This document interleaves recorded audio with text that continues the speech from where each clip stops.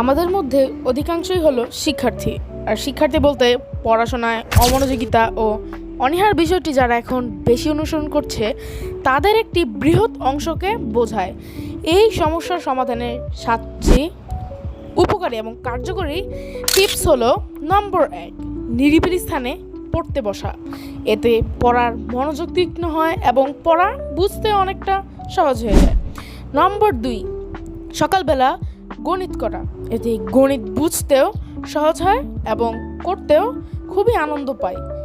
নম্বর 3, বিকালে ও ভোর সকালে মুখস্থ করে সাথে সাথে লিখে ফেলা। এতে পড়া অনেকদিন যাবৎ মনে থাকবে। নম্বর 4, পড়ার মাঝখানে ছোট ছোট লেজার্স, ব্রেক, লাঞ্চ টাইম ইত্যাদি রাখা, যাতে আমাদের পড়ার প্রতি অনীহা না জন্মায়।